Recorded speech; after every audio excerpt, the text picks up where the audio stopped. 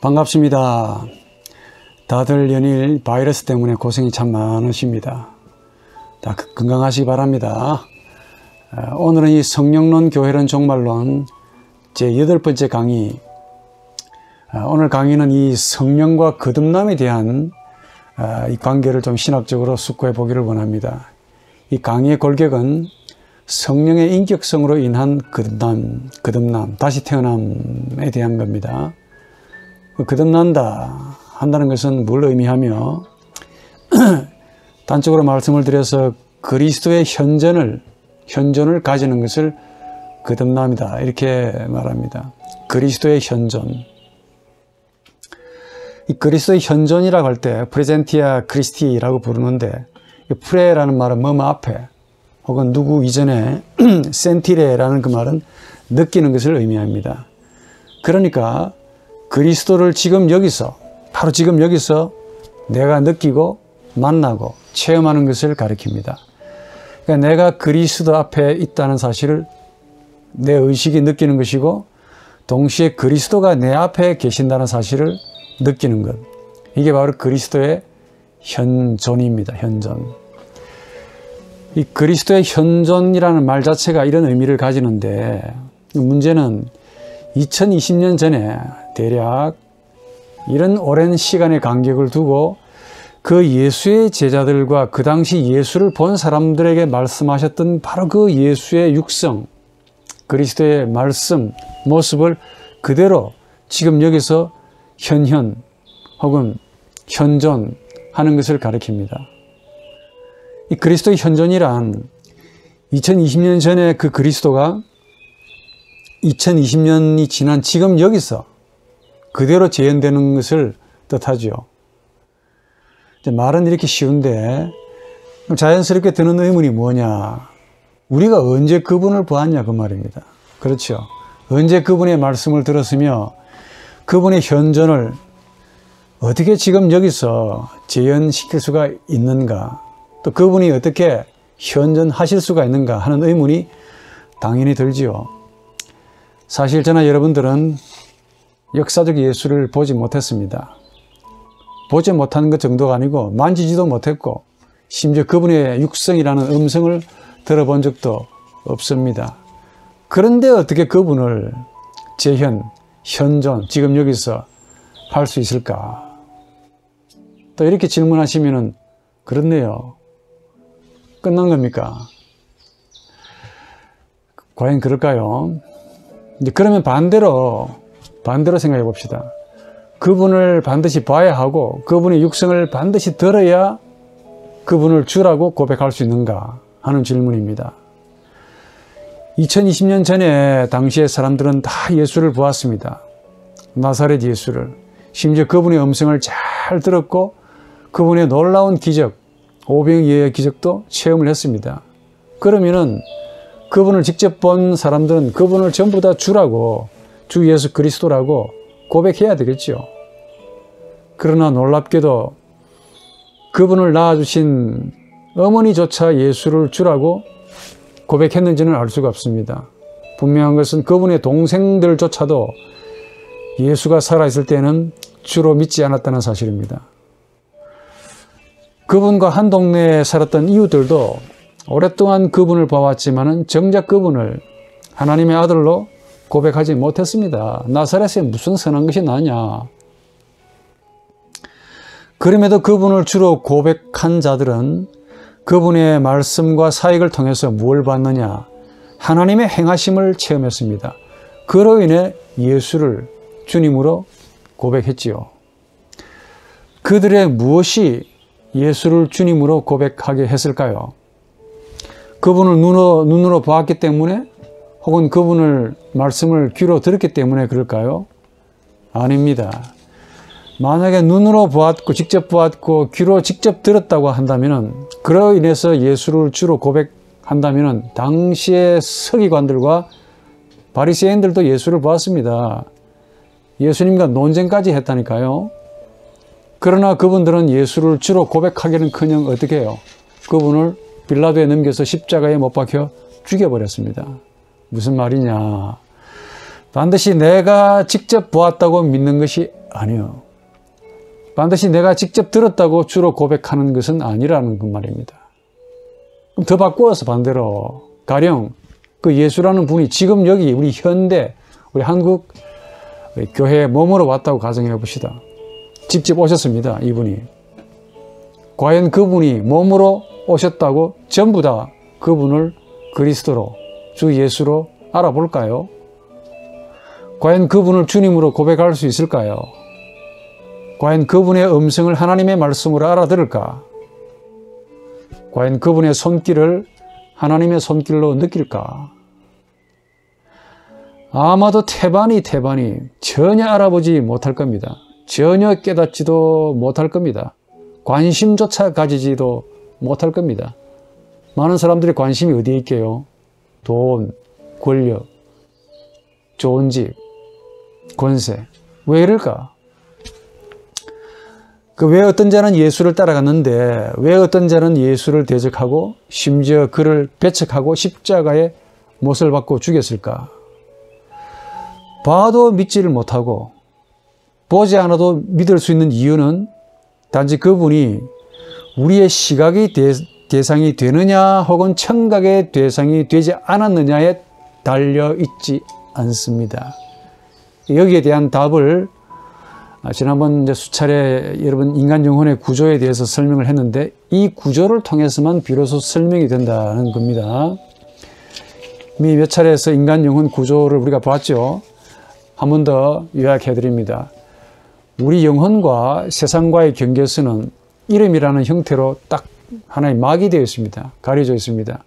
이름 안으로 우리 안으로 이름 안으로 들어오면은 뭘 만나느냐? 우리 인간의 영혼에서 의식을 먼저 만납니다. 그리고 의식의 밑바닥에는 히메르 의지가 있습니다. 또 그 밑에 더 들어가면은 리비도라고 하는 리비도 아주 거대한 소위 그 아래에서 보면 악이지요. 거대한 악의 심연이 자리 잡고 있고 이 악이 의식을 향해서 기름을 보내주고 에너지를 공급합니다. 그러면서 육체의 일들이라고 육체의 일들을 하라고 자꾸 명령하고 의식을 지배합니다. 리비도는 제가 전에 말씀드린 바대로 아주 싸나운 적토마로 비유했습니다. 예? 마치 이 적토마가 관우 외에 다른 인간들이 등에 타면은 발광합니다. 발로 차서 그냥 날려버리고 죽여버리죠. 네가 왜 내 등에 타냐 이거지. 무슨 말이냐. 우리 인간의 의식은 마치 이 적토마라는 리비도의 등에 올라타야 하는 존재입니다. 올라타긴 타야 되는데 통제가 안 된다는 거지. 리비도를 통제를 못한다는 거야. 절대로 리비도의 이 발광하는 욕구를 통제할 수 없고 제어할 수 없습니다. 의식은 제 말로 리비도의 머슴에 불과해요. 종놈일 뿐입니다. 종놈이 관우도 아닌데 이 리비도, 종놈이라는 이 의식이 리비도라는 이 적토마의 등에 올라타면 가만히 있겠습니까? 예? 발로 차서 날려버리죠. 오로지 제어할 수 있는 자는 관우뿐입니다. 관우. 이 비유로 말했는데 여기서 관우가 누굽니까? 바로 초개인적인 무의식이라는 그 이름 하에 이 신비의 지평에 거하는 하나님의 형상을 가리킵니다. 단도직입적으로 말하자면은 적토마로 비유되는 리비도를 통제할 수 있는 혹은 제어할 수 있는 힘은 하나님의 형상이라고 하는 바로 참된 나뿐입니다. 하나님의 형상이라고 불리는 이 참된 나만이 리비도를 억제할 수 있고 통제할 수 있고 그리고 더 나아가서 그 리비도에 의해서 먹고 사는 머슴이라 하는 이 의식을 제대로 다스릴 수가 있다 하는 것 말입니다. 이게 가장 중요한 강의의 골격이죠.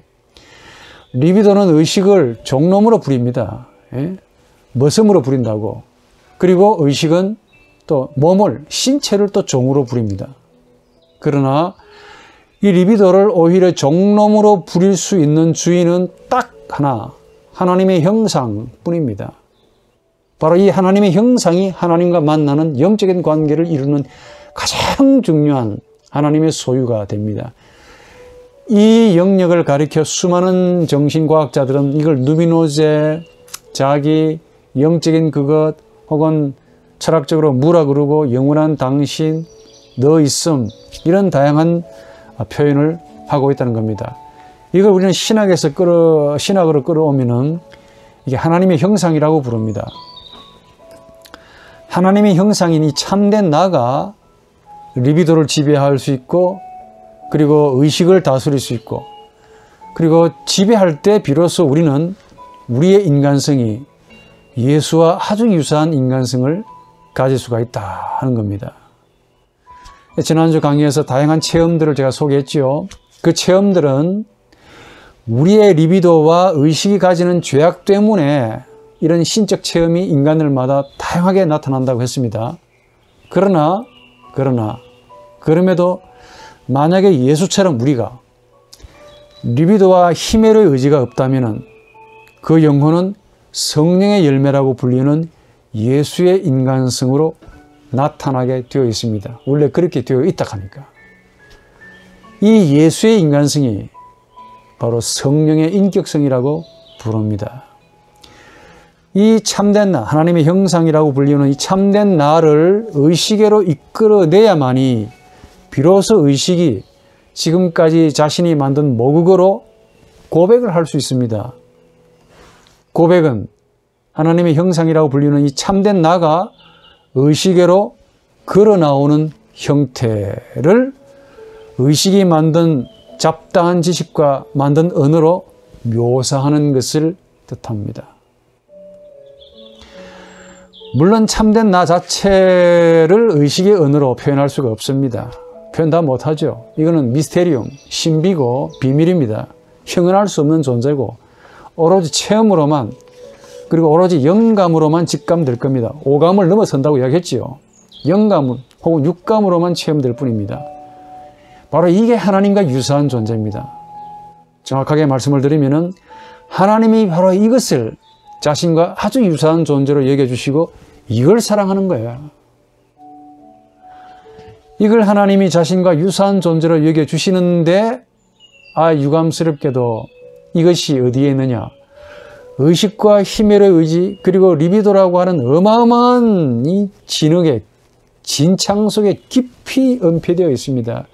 그래서 마태복음 13장에는 비유가 나오는데 7개의 비유, 그 가운데 밭에 감추인 보물이라는 비유가 나옵니다. 오죽하면 밭에 감추인 보물이겠냐고. 예? 밭이 마음이죠. 마음 깊이 감추인 보물이래요.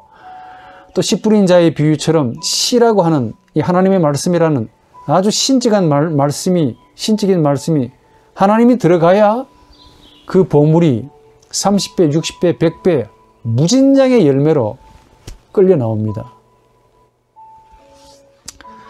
그런데 만약에 이제부터 강의를 집중해서 잘 들으시기 바랍니다. 오늘 강의는 참 제가 생각해도 멋있다고 보는데 별로다 하면 또 할 수 없지요. 만약에 우리 의식이 직접, 그럴 리가 없겠지만 직접적으로 이 신비를 찾아가면 어떨까? 라는 생각을 이미 구스타프 융이 했습니다. 융은 인간의 의식이 스스로 직접 이 하나님의 형상을 찾아가는 길을 가리켜서 뭐라고 했느냐? 롱기시마 비아라고 전에 한번 말씀드린 바 그대로 했습니다. 롱기시마 비아란 가장 먼 길이라고 했습니다. 왜냐? 왜 가장 먼 길이라고 하느냐? 힘도 없는 의식이 히메로의 의지라는 센 놈을 먼저 만나야 돼요. 이놈이 관우도 아니지 않습니까?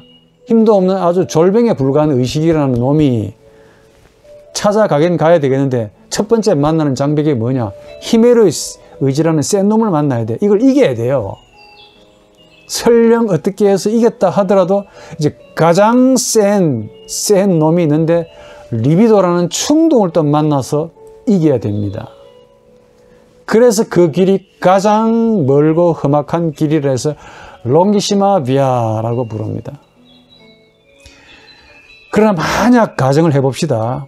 의식이 죽을 고생을 다 해가지고 그 신비를 만나면은, 만약에 만났다 하면은 정말 죽을 고생을 다 해서 만날 만한 가치가 있는 거야. 그 정도로 충분한 가치가 있습니다.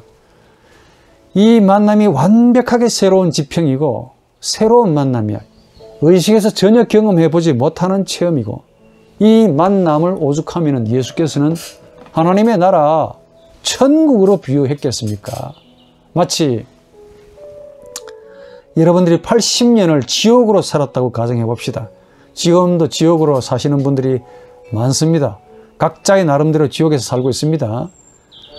해도 요 1분간을 하나님의 나라에서 만난다면 지금까지 여러분들의 80년의 지옥 생활을 다 잊어버릴 겁니다. 다 잊어버린다고 장담합니다, 제가. 그만큼 이 천국이라고 불리는 하나님의 나라가 엄청나다는 겁니다. 비록 이 보물은 우리 영혼 안에 깊이 있지만은 의식의 지평과는 전혀 다르다는 데 문제가 있어요. 거기는 율법이 통하지 않습니다.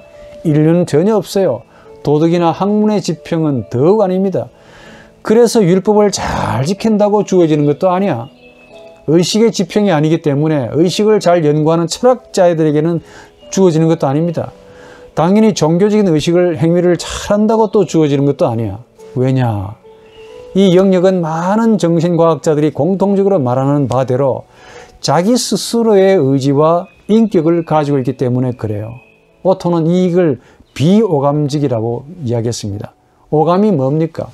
시각, 청각, 후각, 촉각, 미각이죠. 이런 형태로 주어지지 않는다는 말입니다.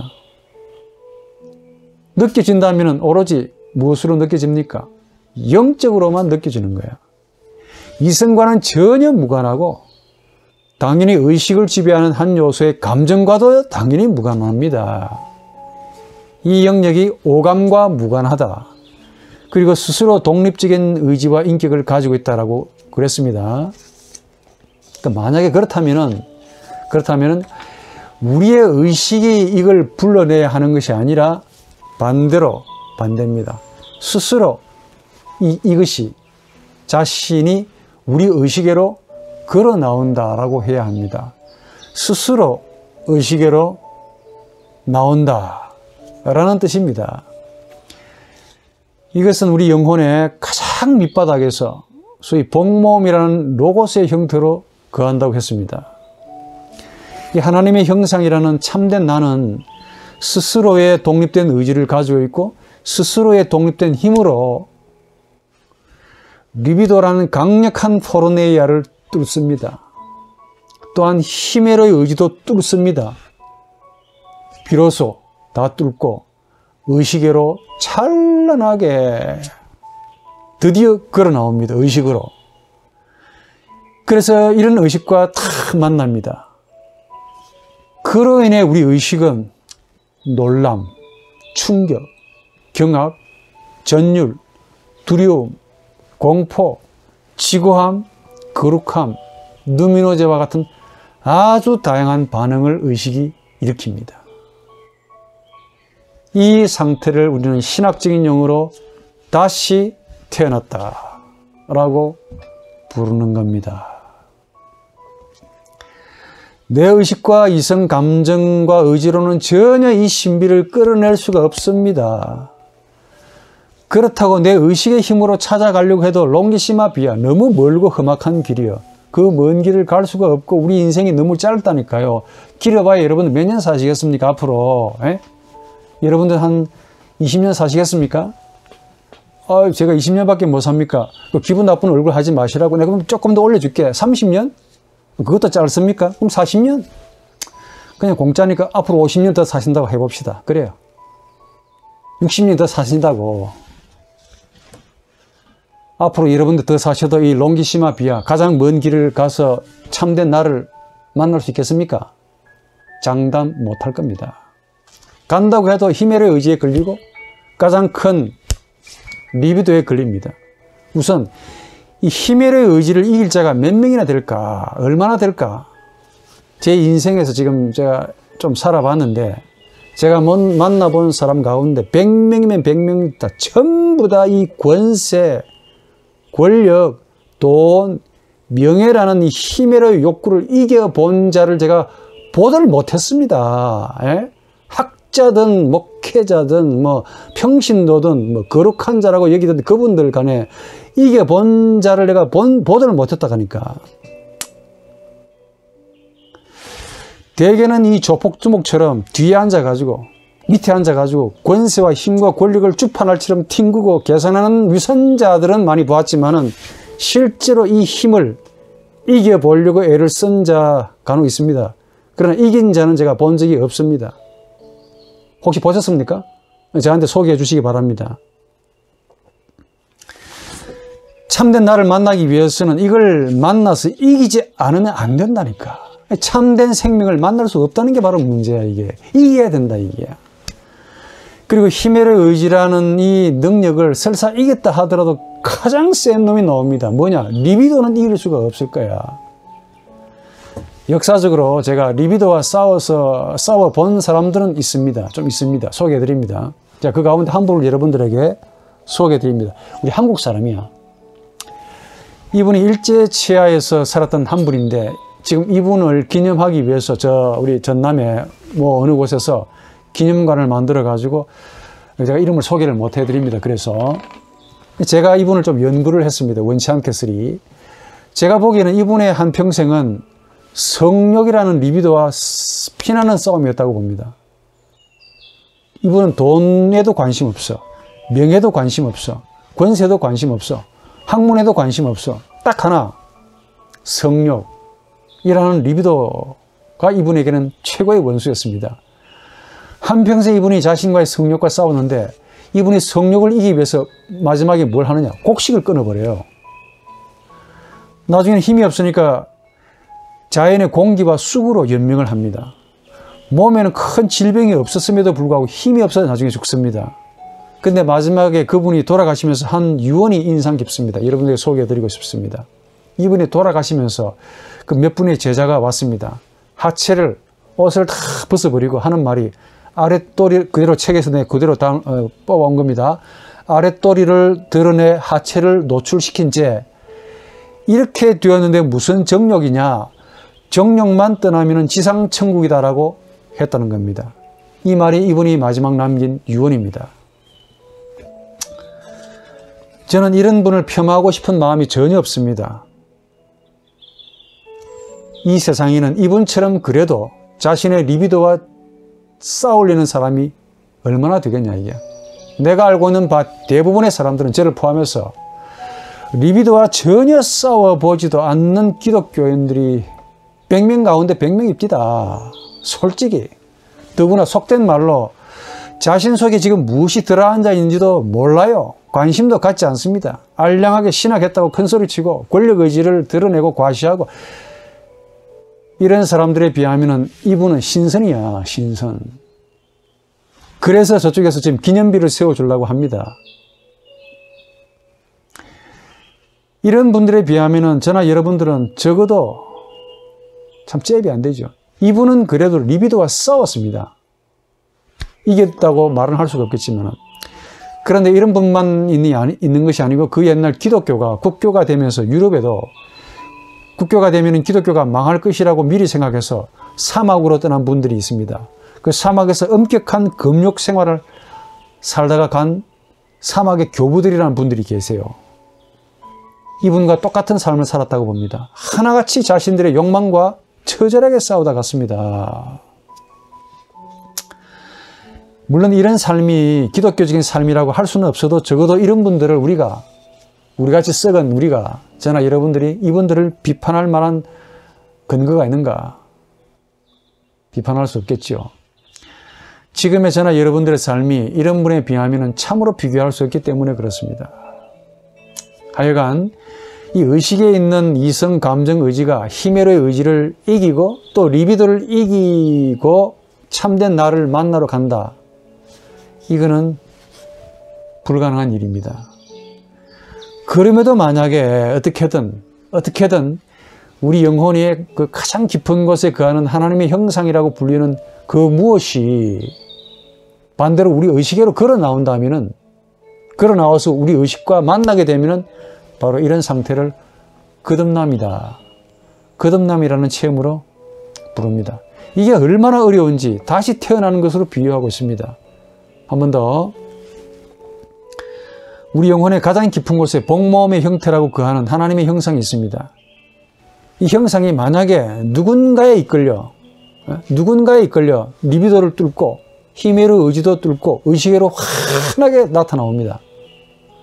그때 나타나는 의식계로 나타나는 그 이 참된 나는 정말 룩스야.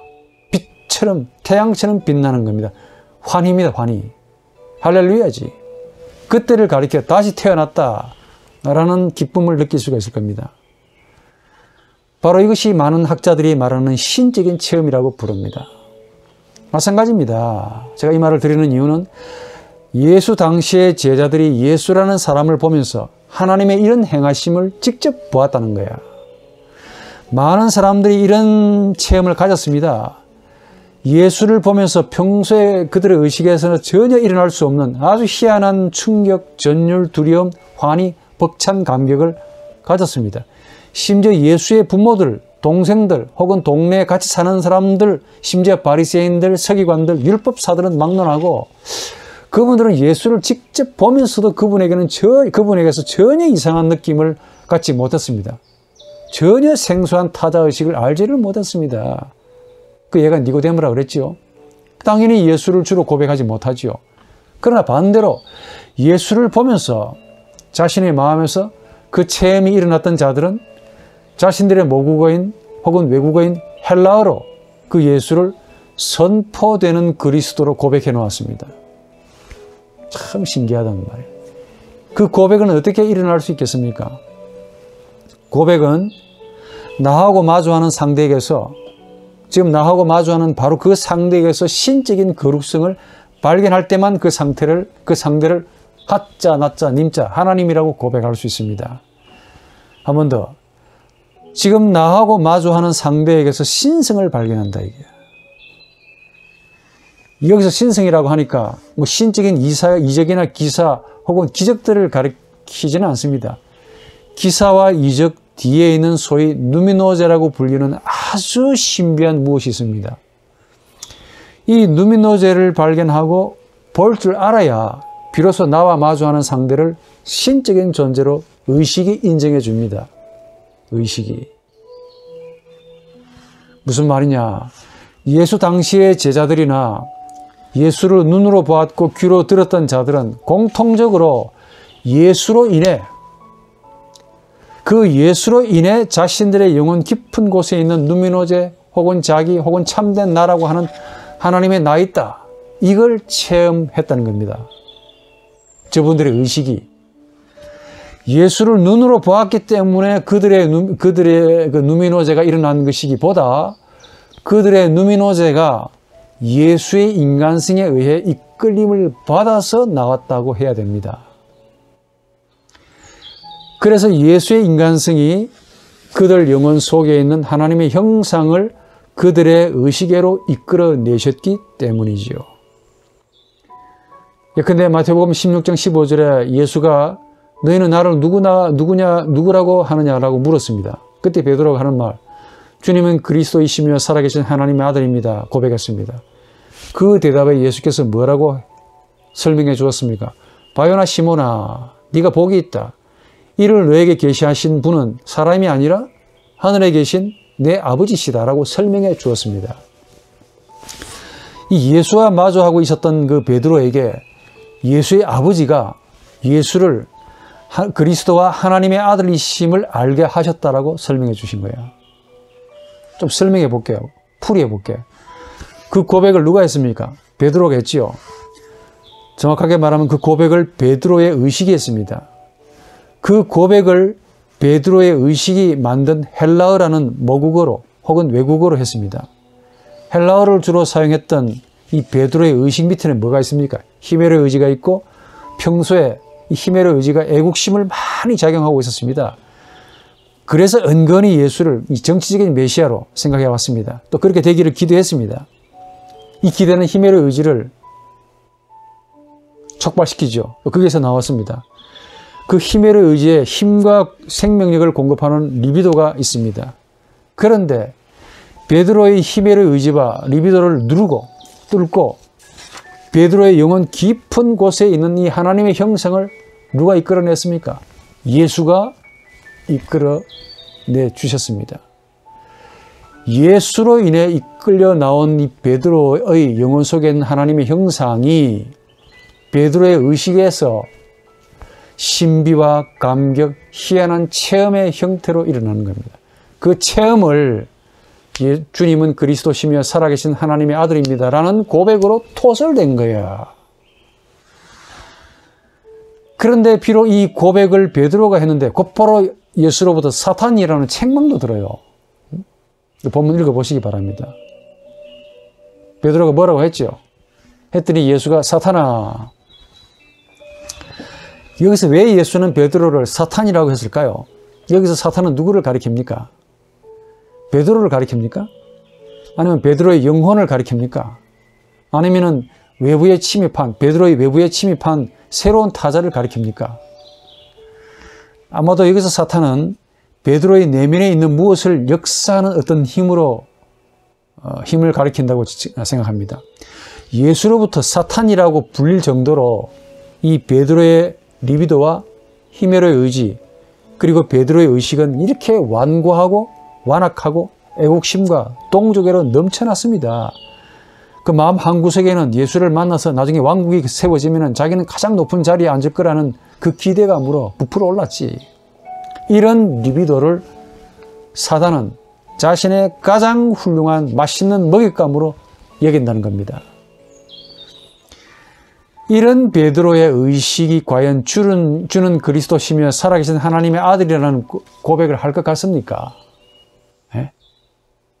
이런 사탄의 먹잇감이 되는 이 리비도가 이런 의식으로 이런 고백을 할 것 같습니까? 이 베드로의 리비도가 과연 이런 고백을 토설할 것 같냐고. 그래서 이 베드로의 고백은 이 베드로의 리비도가 아니고 또한 그의 이 히메로의 의지도 아니고 헬라어를 사용하는 그 의식은 더더욱 아니죠. 예수가 말씀하신 대로 너에게 계시하신 예수의 아버지, 내 아버지시니라 라고 예수가 설명해 주신 겁니다. 그 고백은 분명 베드로의 언어였습니다. 그러나 그 언어로 그 고백을 끌어낸 것은 베드로의 의식의 힘이 아니고 바로 누미노제 혹은 하나님의 형상이라고 하는 참된 나라고 불리는 신비가 의식에로 끌려 나왔음을 의미합니다. 여러분이 강의를 여기까지 이해하셨다면은 그러면 누가 이 베드로의 영혼 깊은 곳에 있는 들어앉아 있는 이 하나님의 형상을 베드로의 의식에까지 끌고 나왔을까 하는 질문이 당연히 생깁니다.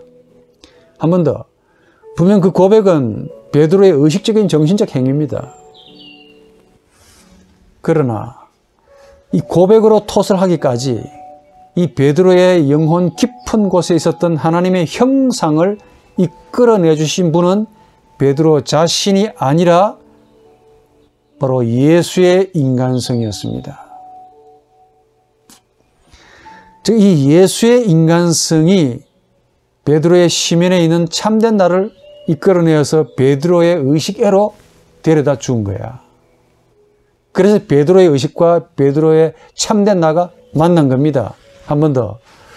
이 베드로와 지금 마주하고 계셨던 이 예수의 인간성이 베드로의 영혼 깊은 곳에 있는 누미노제 혹은 참된 나를 베드로의 의식애로 끌어내신 겁니다. 그래서 이 베드로의 의식은 누미노제의 지배를 받아서 그의 의식적인 언어로 주는 그리스도시요 고백을 할 수가 있었습니다.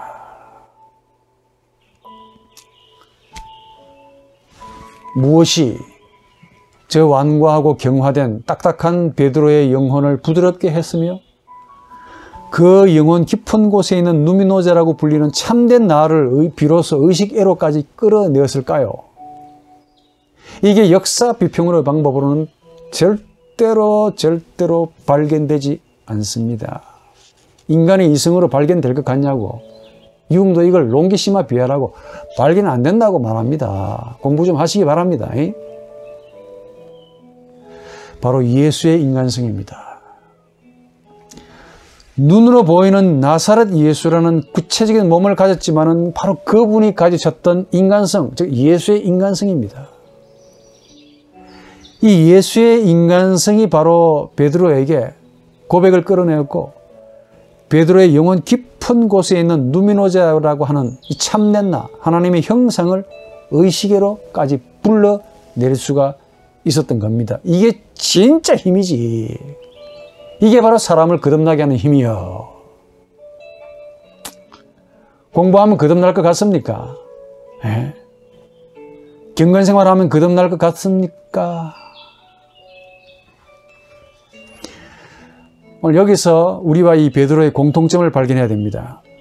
만약에 우리도 베드로처럼 고백하고 있다면 우리 영혼에 있는 누미노제라 불리는 참된 나가 우리 의식에로 끌려 나왔기 때문이다 라고 해야 됩니다.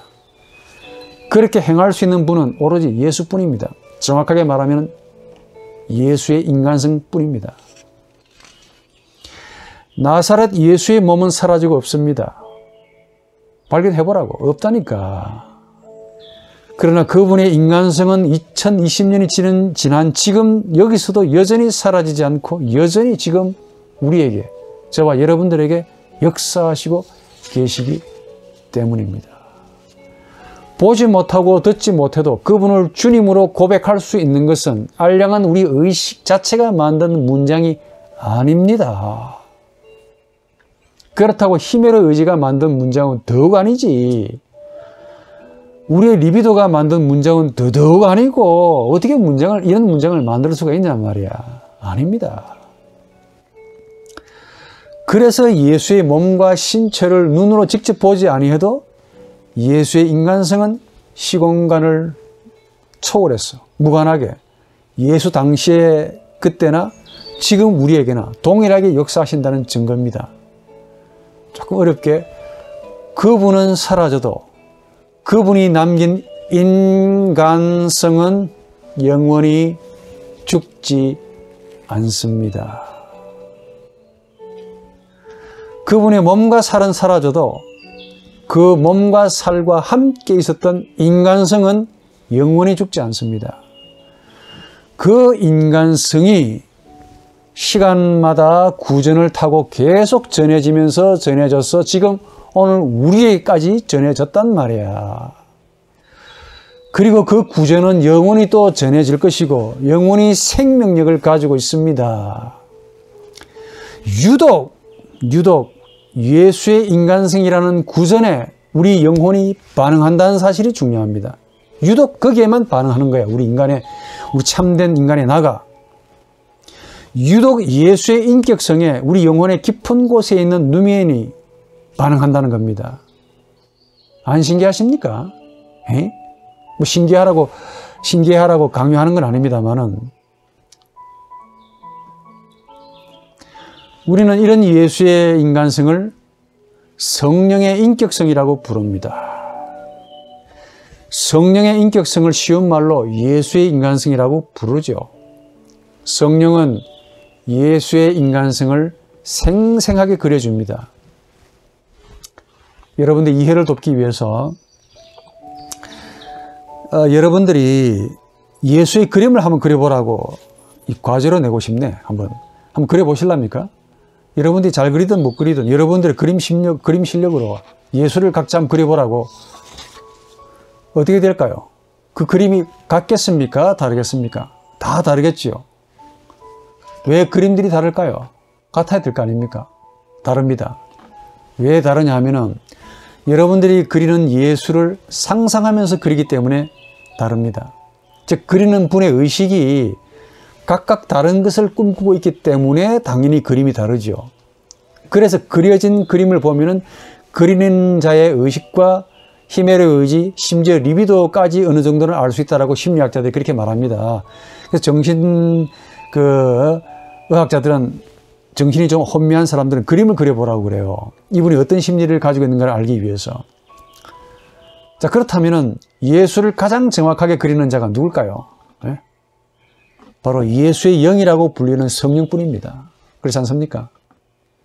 성령이 곧 예수의 인격성 혹은 인간성이라고 부르기 때문에 그래요. 아주 흥미로운 기사가 나옵니다. 마태복음 4장 1절에 보니까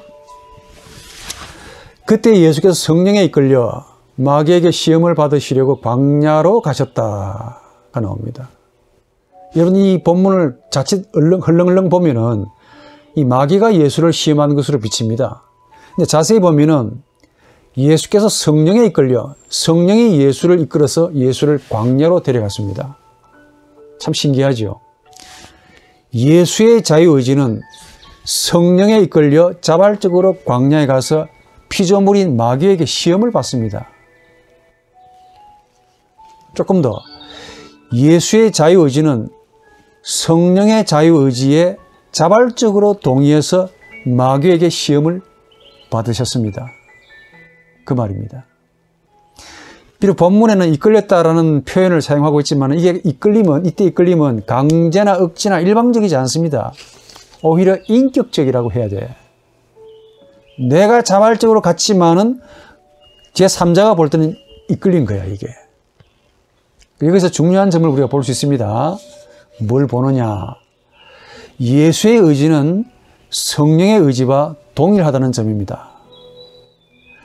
동일하지 않다면 예수의 의지는 성령의 의지와 충돌을 일으켰겠죠. 성령은 이끌려고 그러고 예수는 가기 싫다. 마귀에게 내가 어떻게 시험을 받냐. 충돌을 일으켰을 겁니다. 그런데 그렇지 않았습니다. 성령은 예수의 의지를 성령의 의지대로 자신의 의지대로 이끌었단 말이야. 그리고 예수의 의지는 역시 자유의지인데 성령의 의지와 일치해서 행해 주신 겁니다. 이 표현을 조금 달리 표현하자면 예수의 의식은 성령의 의지가 가장 자연스럽게 행하실 수 있는 의식이라고 해야 됩니다. 제가 이 말을 하기 위해서 지금까지 이야기를 많이 한 겁니다. 이 이야기는 여러분들의 과제물인지는 모르겠지만은 인간의 영혼 그 신비라는 책에 이미 나와 있습니다. 여러분들이 그냥 설렁설렁 읽었을는지도 모르니까 안 들어오는 거죠. 이게 너무 특이한 거야. 우리의 의식은 히메르 의지의 지배를 받고 있고 또 이 의지는 리비도라는 어마어마한 욕구, 충동에서 지배를 받고 있기 때문에 항상 대립, 충동, 갈등을 일으킵니다. 바울도 이야기했잖아요. 마음은 원인데 육신이 안 따라준다고. 그 표현입니다. 예? 마음이 원하는 것은 분명히 알고 있는데 성화가 돼도 마찬가지예요. 근데 육신이라고 불리는 이 의식은 절대로 마음이 원하는 것을 순종하지 않습니다. 너 밥 좀 굶어라. 안 굶습니다. 못 굶습니다. 죽으면 죽었을까? 못 굶는다니까. 이런 리비도를 가지고 있는 히메르의 의지를 가지고 있는 우리에게, 저나 여러분들에게 광야에 가서 굶어라. 예, 알겠습니다. 굶지요. 할 것 같습니까? 세상 권세를 마귀가 보여주면서 아이고 나에게 절만 해봐라. 예, 지화자 좋구나, 땡이로구나, 얼씨구나 좋나, 이게 하나님의 은혜네, 이렇게 넙죽 받아 먹을 것 같아. 아니면 미안하고. 안 그렇습니까? 예? 오히려 우리는 적극적이지 않습니까? 마귀의 힘을 빌려서라도 권세와 부귀를 누리고 싶어 하지 않냐고. 우리 솔직하게 그럴 것 같아요. 돈벌이 하기 위해서 성경도 마음대로 인위적으로 자유적으로 해석하는 분들인데 뭘 더 못하겠습니까? 이미지 관리한다고, 자기 명예 올린다고 그러지 않습니까? 심지어 마귀에 오셔서 WCC 총회에서 오셔서 우리에게 세상을 지배할 수 있는 권세를 주시고 복을 주십시오. 그러면 기꺼이 당신에게 경배하겠습니다라고 말하지 않습니까? 그 영이 사탄인지 귀신인지 상관없잖아요. 좋은 게 좋다고, 우리에게 복만 주면 좋지요 라고 말하지 않습니까? 제 말이 과합니까? 아마도 이 마귀가 이 꼴을 보면은 무슨 말을 할까요? 너희가 예수를 믿냐? 라고 말할 겁니다. 그래도 마귀는 거짓말은 안 하거든. 너희 예수 믿냐? 라고 마귀가 우리에게 지적할 겁니다. 너희가 예수를 아냐? 라고 말할 것 같아, 마귀가. 마귀보다 더 사악한 우리보다 덜 사악한 마귀로부터 이런 책망을 받을 것 같습니다.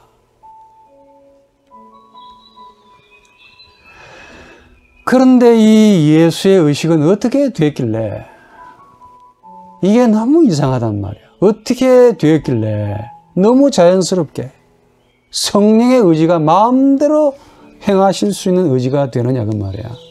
너무 신비롭습니다. 정말 신비롭다고. 예. 그래서 그럴까요? 이 아타나시우스 신조 22절에 보면은 스피리투스 상투스 아 파트레 에트 필리오 논 팍투스 넥 크레아투스 세드 프로케덴스 아버지와 아들로부터 성령은 있으시되 만들어지지 않으셨고 창조되지도 않으셨고 오로지 앞서 나오신다 라는 표현입니다. 이 고백을 공부하면 제가 어떤 때는 내가 눈물이 아주 인색한 사람인데 여러분들이 봐도 제 얼굴 보면 아시잖아요. 저 양반 저 눈물 흘릴 것 같습니까? 에? 예, 찔러도 피 한 방울 안 나올 것 같지 않습니까? 이런 제가 이런 고백을 가만히 묵상하면 눈에서 눈물은 나오지 않지만은 마음에서 눈물이 나옵니다. 이걸 어떻게 만들었냐 이게 너무 신기한 거예요. 예? 이 프로케데레라는 말은 앞서 나온다 혹은 무엇을 위해 가다 오다라는 뜻입니다. 그러니까 성령은 하나님의 인격이시라고 아타나시우스 신조는 초장부터 고백해 4절 5절에. 그런데 그 성령이 22절에 가보면은 아버지와 아들로부터 나오고 들어간대요. 이것은 성령 역시도 자유의지를 가지고 계시는 인격이시라는 사실을 암시합니다. 그 자유의지를 오로지 누구를 위해 쓰시느냐? 예수를 위해 사용하시는 인격이시라는 사실을 가리킵니다. 즉 아버지와 아들이 나와 너라는 인격적인 관계이듯이 성령과 예수의 관계 역시 나와 너의 관계라는 사실을 말씀합니다. 다르게 말하면 성령의 인격성은 곧 누구의 인격성입니까? 예수의 인간성 혹은 예수의 인격성이라고 말하는 거야. 이걸 역사적 예수, 나사렛 예수, 역사 비평의 연구가들은 죽었다 깨어나도 모를 겁니다. 이성은 절대로 발견하지 못한다니까. 밭에 감춘 보물 볼 것 같습니까? 이성은 눈에 보이는 것만 보지. 에? 그래서 예수를 가장 정확하게 그릴 수 있는 분이 계시다면 오로지 예수의 인간성이라고 불리는 성령 뿐입니다. 다시 한번. 성령의 인격성은 반드시 예수의 인간성으로 나타납니다. 그 예수의 인간성을 갈라디아서 5장 22절 이하에 성령의 열매라는 표현으로 바울이 다양하게 소개하고 있습니다. 성령의 열매는 아가페인데 기쁨과 화평과 오래 참음, 친절, 선함, 신앙, 온유와 절제다. 이거 막을 법 없다. 즉 성령은 아가페입니다. 그 아가페는 기쁨과 화평, 오래 참음, 친절, 선함, 신앙, 온유, 절제라는 아주 누미노제에 해당되는 신적인 얼굴을 가지고 있는 거야.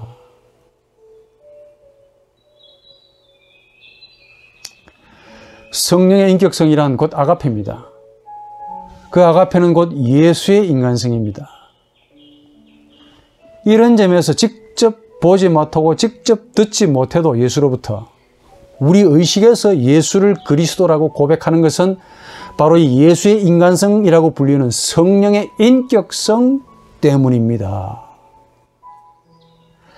아가페라고 하는 예수의 인간성으로 인해 비로소 우리 영혼의 가장 깊은 곳에 거하는 하나님의 형상이라고 하는 참된 나가 의식애로 걸어 나옵니다.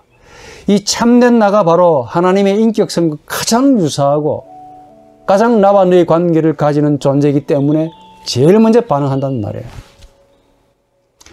이 아가페라는 예수의 인간성이 우리 영혼 가장 깊은 곳에 은폐되어 있는 이 누미노제라고 불리우는 하나님의 형상이 리비도를 뚫게 하고 히메르 의지도 뚫게 하고 비로소 의식애로 짜잔 나타나는 거예요. 나타나게 하십니다. 바로 이게 거듭남입니다. 거듭나야 네가 하나님의 나라를 볼 수 있다. 보는 거야. 거듭나야 네가 하나님의 나라에 들어갈 수 있다. 들어갈 수 있는 겁니다. 다시 태어나야 우리는 예수의 몸과 신체를 직접 보지 않아도 혹은 예수의 얼굴을 직접 보지 않아도 보지 못한 예수를 그리스도로 고백할 수 있습니다.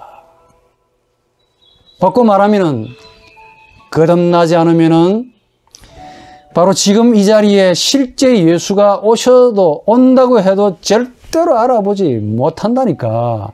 알아보지 못하는데 어떻게 그분을 그리스도라고 고백할 수가 있겠습니까? 제가 만난 그 무지한 분들 가운데 이런 분들이 있습니다. 아, 목사님 전도하지 마시고 예수를 좀 보여주세요. 제가 그러면 예수를 믿겠습니다라고 호언장담합니다. 저는 그분의 말을 실제로 믿었다니까. 아, 정말 예수가 보여주면, 예수가 나타나시면 저분들이 믿을까? 초기에 목회할 때 그렇게 생각했습니다. 기도할 때 예수님 좀 보여주시면 안 됩니까? 지금은 생각이 다릅니다. 과연 그럴까요? 저분들이 예수를 보면 믿을 것 같습니까? 예? 거듭나지 못하면 눈으로 보고도 보지 못하고 들어도 듣지 못한다고 주께서 말씀하시더라니까. 그 대표적인 경우가 예수의 동시대인이었던 바리새인, 서기관들, 대제사장, 레위인들, 박사님들, 예? 총회장님들, 예? 총회위원들, 조금 더 막말로 말하면 그 로만 카톨릭의 거대한 사제님들 아닙니까, 이분들이? 예수와 동시대인이 아니기 때문에 예수를 주님으로 믿지 않는 것이 아니요. 예수를 구주로 신앙하지 못하는 이유는 예수를 보지 못했어가 아닙니다. 거듭나지 못하면은 예수와 동시대인이라 할지라도 예수를 주님으로 고백하지 못한다니까. 반대로 예수와 동시대인이 아니라 할지라도 예수를 주님으로 고백할 수 있습니다. 거듭나면은 예수를 구주로 고백합니다. 예수를 주님으로 고백하는 것은 역사적 예수를 보았느냐 만났느냐에 달려있는 것이 아닙니다. 예수의 인간성, 그 성령의 인격성에 의해서만 예수를 주님으로 고백할 수 있습니다. 성령의 인격성에 의해서만 예수를 주님으로 고백할 수 있습니다. 이 성령의 인격성은 예수 시대에도 역사했고 바로 지금 여기서도 여전히 저나 여러분들에게 많은 사람들에게 역사하십니다. 그 역사는 예수에게 행하셨듯이 오늘 우리에게도 이전에도 앞으로도 마찬가지로 행하십니다. 무슨 말이냐? 예수의 의식을 이끌어서 이 성령의 자유의지대로 행하시듯이 성령은 우리의 정신도 역시 성령의 그 자유의지대로 이끄시고 행하신다는 겁니다. 그럼에도 불구하고 차이가 있습니다. 그 차이가 뭐냐? 예수의 의식과 우리의 의식의 결정적인 차이를 여러분들이 아셔야 돼요.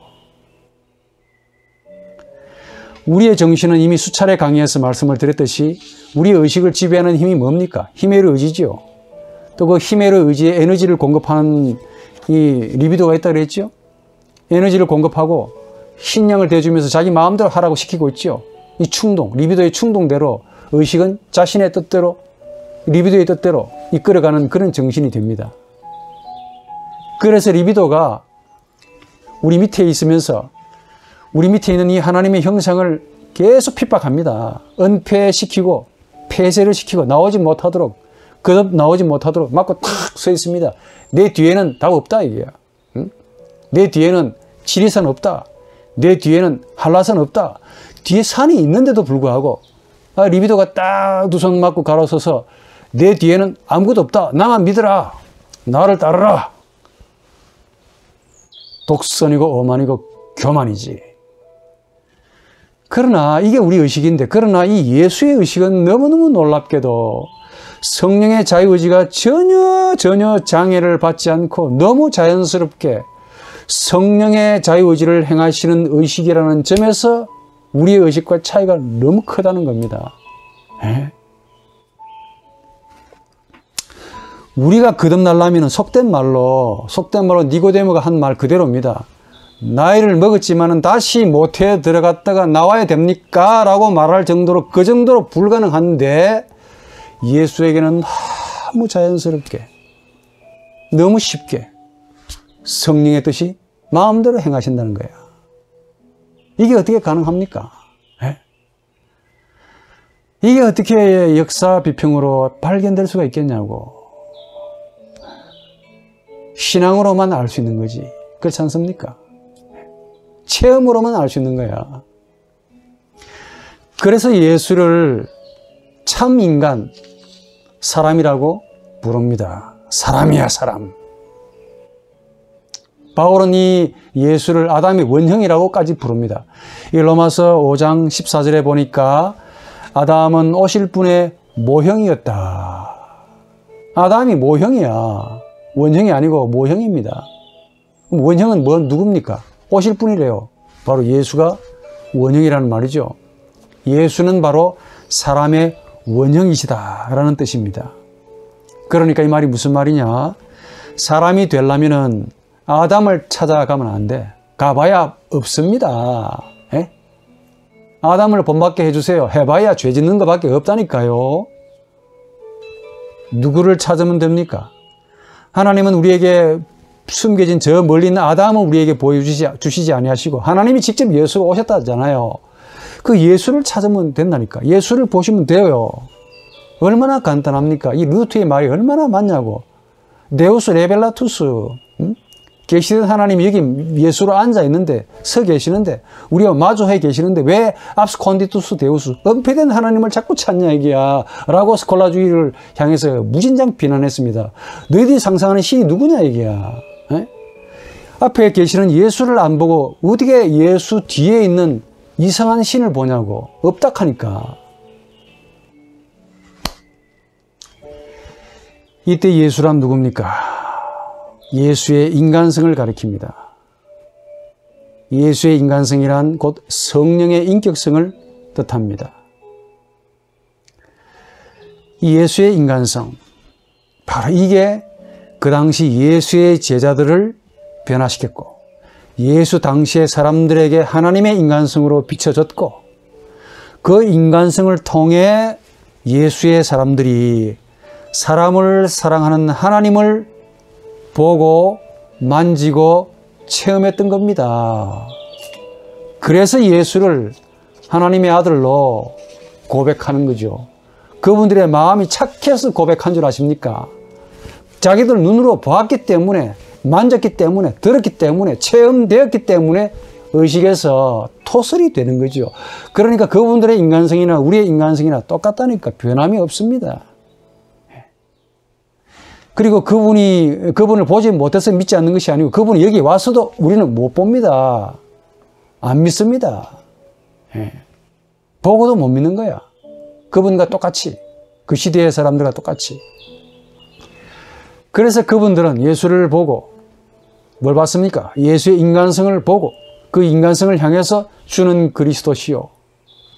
하나님의 살아계신 하나님의 아들입니다라고 고백한 거야.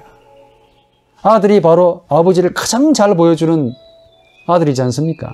혈통적인 관계를 의미하지 않습니다. 단적으로 말해 이 예수의 인간성은 당시 사람들에게 무엇을 끌어냈습니까? 그들의 의식 넘어 또 히메르 의지를 또 넘어서 또 세 번째 장벽인 리비도를 넘어서 그 뒤에는 가장 영혼의 깊은 곳에 은폐되어 있는 마음밭에 숨어있는 그 보물인 그 하나님의 형상을 이끌어 내었습니다. 어디로까지? 의식으로까지 이끌어 내어서 그 의식이 만든 모국어로 외국어로 헬라어로 스스로 자기들 입으로 토설하게 한 내용입니다. 그게 고백입니다. 당신은 하나님의 아들이십니다. 라는 고백을 하게 된 거죠. 그분들의 고백은 단순한 고백이 아닙니다. 현상적으로 보면 분명히 그들의 의식에서 나온 말이 맞아요. 맞습니다. 그러나 그분들의 의식에서 나온 말만은 아닙니다. 비록 그 고백은 그분들이 쓰고 있는 의식에서 나온 말은 맞지만은 동시에 그들 자신의 말은 또 아닙니다. 왜냐? 예수의 인간성이 그들 마음 깊은 곳에 있는 하나님의 형상을 불러내셨고 끌어내셨기 때문이지요. 이 끌어냄이 없었다면은, 이렇게 불러내 주심이 없었다면은 그분들은 결코 예수에게서 하나님의 인간성을 보지 못했을 것입니다. 그래서 우리와 마찬가지로 보지 못했기 때문에 그리스도로 그분을 고백할 수 없었을 겁니다.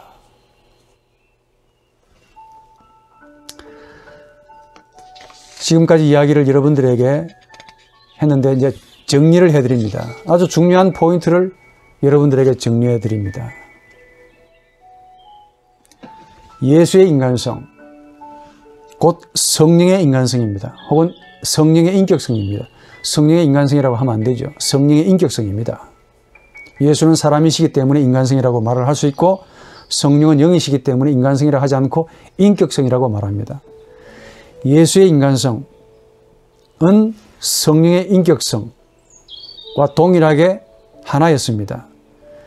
그 인격성은 역사적 예수, 나사렛 예수, 이 예수로 말미암아 그 당시에 사람들의 가장 영혼 깊은 곳에 있는, 가장 깊은 곳에 있는 하나님의 형상, 하나님의 소유, 왕같은 제사장, 거룩한 나라요, 이렇게 하나님이 소중하게 여기시는 그 형상을, 하나님이 가장 자신과 닮았다고 여기시는 그 형상을 불러내시고 끌어내시고 이끌어내셨다는 겁니다.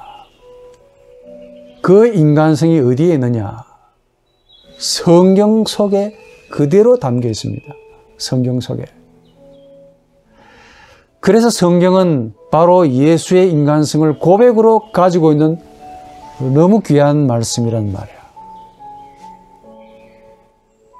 바로 이것 때문에 2020년이 지난 지금 여기서도 성경을 해석하고 해석된 설교라고 하는 선포, 캐리그마, 이 선포에서 그 선포를 듣고 있는 우리들 역시, 오늘 저나 여러분들 역시 동일한 체험을 가집니다.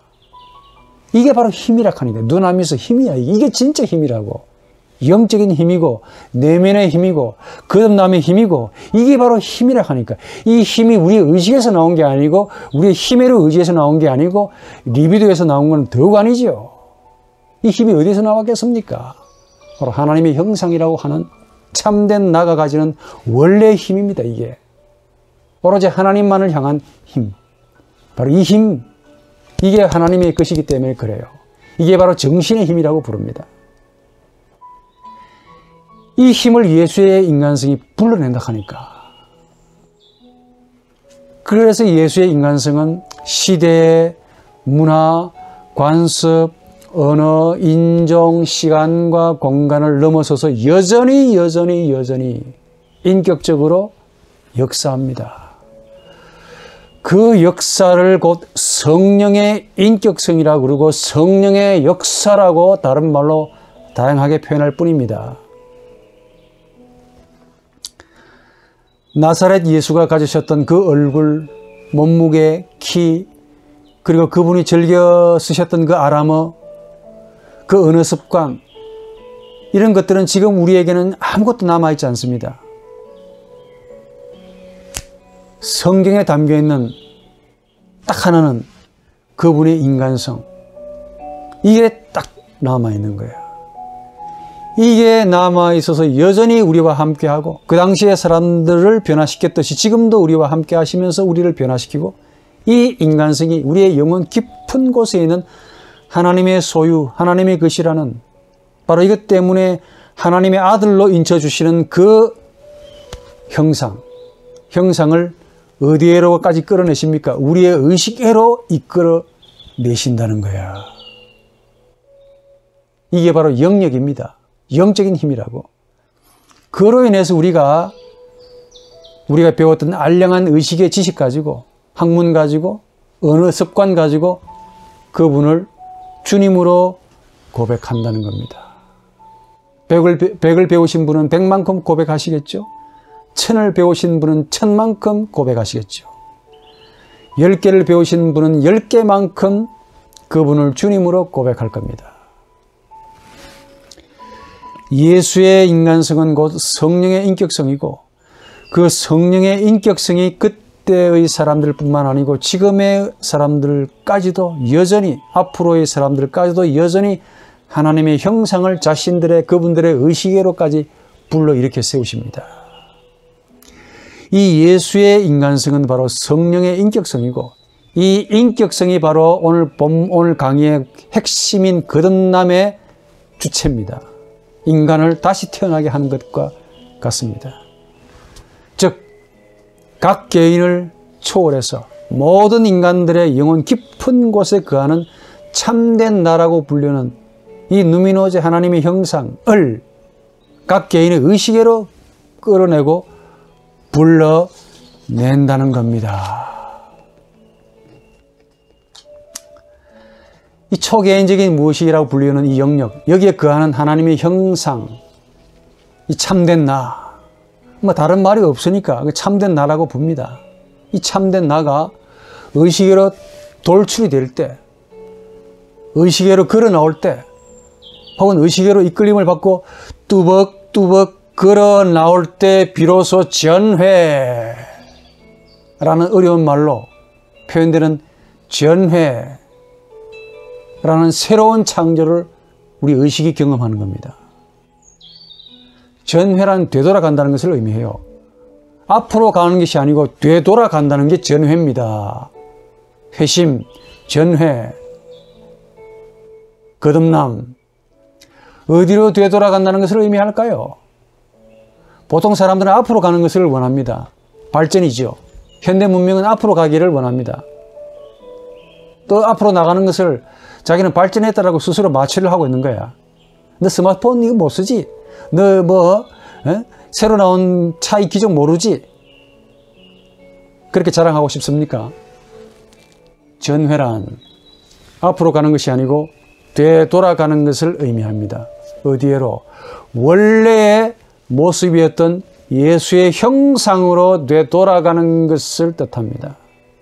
되돌아가지 않으면은 거듭나지 못한 것이고, 거듭나지 못하면은 보고도 보지 못하고, 들어도 듣지를 못합니다.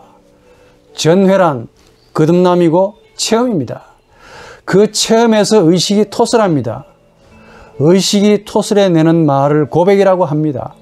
그 고백은 동일하게 모두 다 하나같이 한결같이 그리스도를 주님으로 토설한다는 점입니다. 시대를 막론하고 국가를 막론하고 인종을 막론하고 똑같이 다 주님을 그리스도로 고백한다는 거 어떻게 생각하십니까? 이상하지 않습니까? 임마누엘 칸트는 이런 말을 합니다. 저 하늘에 빛나는 별이 아름답고, 두 개의 아름다운 것을 말하면서 하나는 저 하늘에 빛나는 별이 아름답고, 또 하나는 자신의 마음속에 빛나는 카테고리셔 임페라티브, 도덕률이 참 아름답다라고 했습니다. 고백했습니다. 우리는 성령이 아름다우시고, 성령이 보지 못한 예수를 내가 주님으로 고백하게 하는 것이 너무 아름답다 라고 말을 할 수가 있습니다. 감사합니다.